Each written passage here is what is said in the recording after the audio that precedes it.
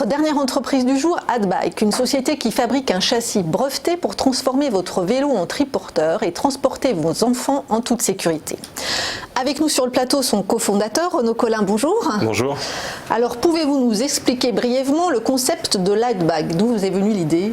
Alors déjà le concept c'est assez simple, c'est de transformer votre vélo en triporteur. On ne fabrique pas de vélo, nous on fabrique un châssis 2 roues qui se met à l'avant sur la fourche de votre vélo et qui permet de le transformer en triporteur. Et ensuite on met des modules dessus en fonction de ce que vous voulez transporter. Des objets, des enfants avec une armature sécurisée ou alors un chariot de course qui se détache et qui vous suit dans le magasin. Donc ça c'est le concept d'Adbike.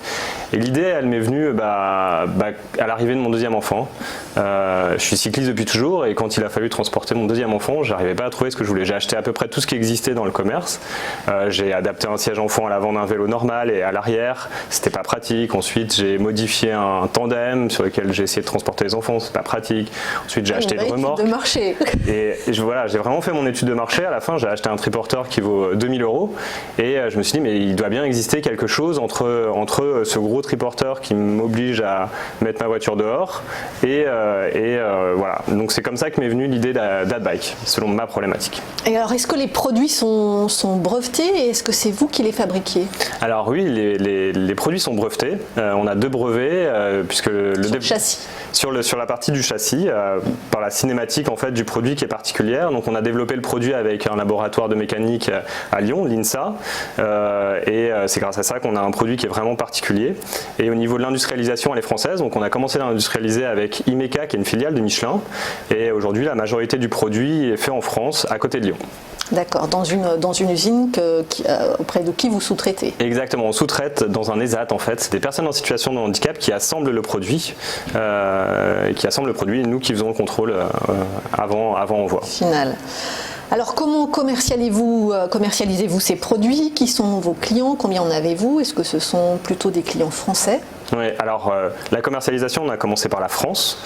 On commercialise dans des centres-villes, donc c'est plutôt un produit adapté au milieu urbain, donc dans des petits magasins de centre-ville.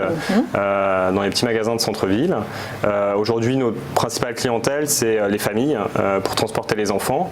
Et chose étonnante, on ne l'avait pas anticipé, c'était le transport de chiens. On a beaucoup de gens qui achètent le produit pour transporter leurs animaux.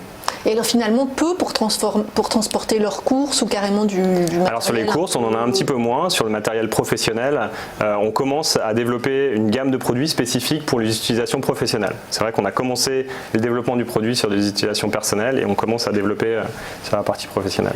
Et vos clients, ce sont plutôt, donc vous l'avez stipulé, plutôt une population urbaine, une population jeune, plutôt des femmes, des hommes? Plutôt des hommes, jeunes parents, c'est souvent ça, c'est jeunes parents urbains pour le transport domicile, école, travail, ou les chiens pour pouvoir se balader le week-end avec son animal de compagnie. Ouais.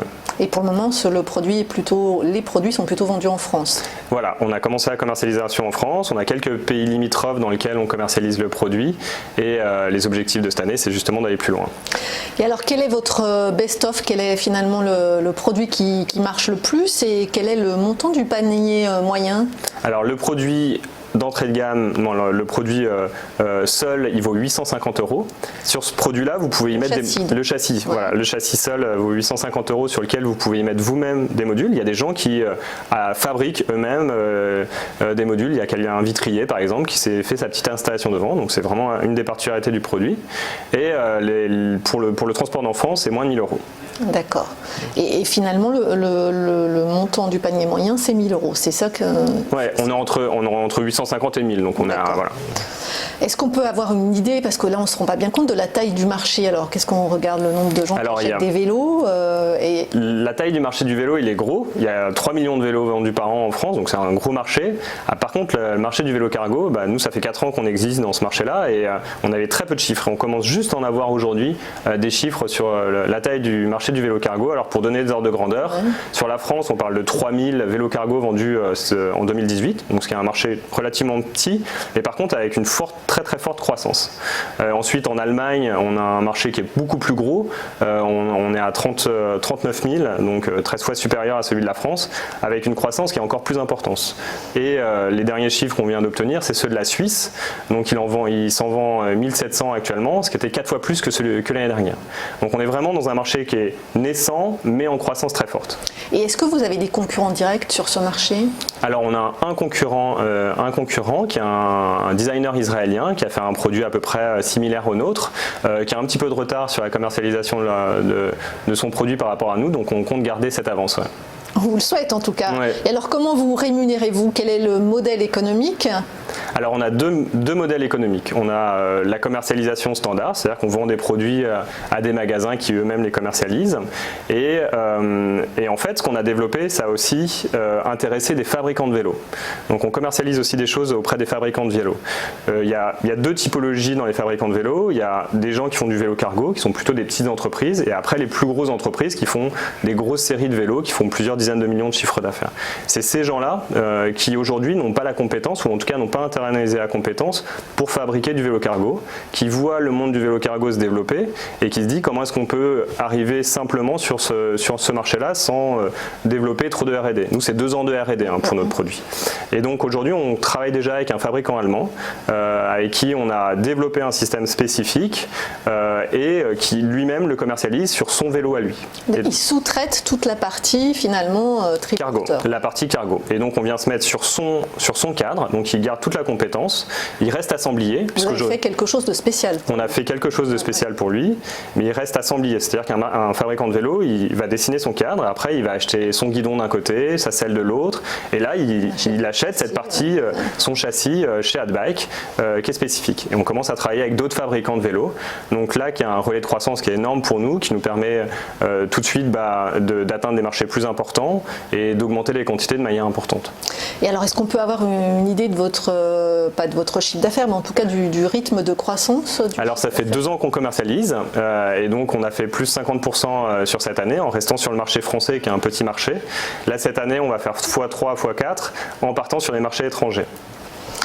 Alors pour financer le développement, justement, vous êtes en train de lever des fonds via un financement participatif. Expliquez-nous un petit peu ce concept novateur de crowdfunding. Alors le crowdfunding, c'est littéralement le financement par la foule et donc ça permet de pouvoir permettre à beaucoup de personnes de venir financer le développement d'Adbike. Ça a beaucoup d'avantages puisqu'en fait ça nous permet de créer un réseau. On a des gens un peu partout en France qui vont venir financer Adbike avec des compétences qui en général mettent à disposition d'Adbike, avec des connaissances qui mettent à disposition d'Adbike. Donc c'est un vrai relais pour nous en tout cas de développement au sein d'Adbike. Ça demande une communication spécifique parce qu'on se retrouve avec beaucoup de gens et donc il faut faire très attention à la manière dont on communique et qu'on communique auprès de ces gens pour qu'ils soient bien informés de ce qui se passe. Comme la bourse avec les petits porteurs en fait. C'est de la bourse avec des petits porteurs, oui c'est exactement ça. C'est de la bourse avec des petits porteurs qui vont pouvoir nous aider aussi quand même.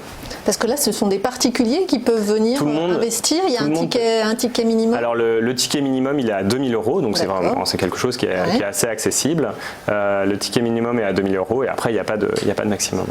Et là, quel montant? Enfin, c'est ouvert depuis quand? Depuis mars? C'est ouvert depuis mars, ça se finit dans 3 semaines, donc 15 mai, n'oubliez pas pour ceux qui nous écoutent. Le 15 mai, on a la moitié à peu près, on cherche 260 000 €. Et combien de personnes à peu près, vous savez?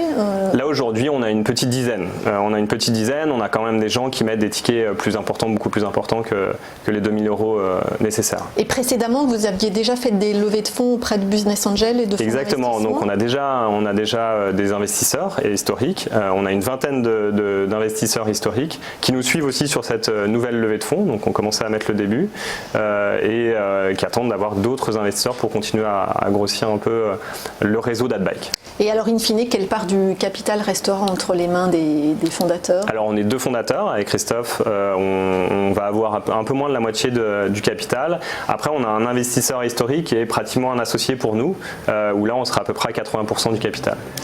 Alors, à quoi va servir cette cagnotte à plus long terme? Quels sont vos relais de croissance? Donc là, vous avez un peu entendu dans les explications, c'est qu'aujourd'hui le marché français est plutôt petit, mais les marchés étrangers sont plus importants. L'Allemagne était plutôt gros. C'est l'Allemagne, les Pays-Bas, qui est un pays petit, mais sur lequel le marché du vélo est mature. Ils ne sont pas équipés, justement. Et alors, ils ont déjà des vélos cargo. Par contre, il y a des caractéristiques de notre produit qui sont très intéressantes. C'est-à-dire qu'on peut le rentrer dans un local vélo, on peut le détacher, c'est-à-dire qu'on a son propre vélo et on peut s'en servir de temps en temps en vélo normal ou en vélo cargo. Donc cette modularité, elle n'est pas apportée par des produits qui sont déjà existants sur le marché. Donc le marché des Pays-Bas, c'est un marché qui est mature, sur lequel on vient apporter quelque chose de nouveau. Et le marché de l'Allemagne, c'est un marché qui est en pleine croissance et qui est énorme. Et le marché suisse aussi. Et le marché suisse, bien sûr. Donc ça, c'est plutôt c'est à échéance court terme, ça, l'Allemagne? Cette année, donc là, on a déjà une vingtaine de magasins en Allemagne et l'objectif d'être à la fin de l'année d'avoir environ 150 magasins en Allemagne. Et alors à plus long terme, quels sont les relais de croissance? C'est d'aller plus loin que l'Allemagne? C'est d'aller Alors de s'étendre sur la partie française. Notre ambition, c'est d'être à 5 ans bien établi dans 5 marchés. Donc on n'a pas besoin d'aller très loin, mais d'étendre la gamme. Aujourd'hui, le marché du vélo cargo, comme je disais, se développe de manière très importante. Et en fait, il n'y a pas un produit. Il va y avoir une multitude de produits en fonction des usages. Et l'idée d'AdBike, c'est d'être concepteur. Et donc on commence déjà à continuer à développer des nouveaux produits pour répondre à ces nouveaux usages et ces nouvelles problématiques. Et de continuer à travailler avec des fabricants de vélos qui eux aussi vont avoir des problématiques spécifiques et des attentes très spécifiques. Donc continuer à développer une gamme de vélos spécifiques pour les fabricants de vélos. Parfait, merci beaucoup Renaud Collin. Je le rappelle, vous êtes cofondateur de AdBike.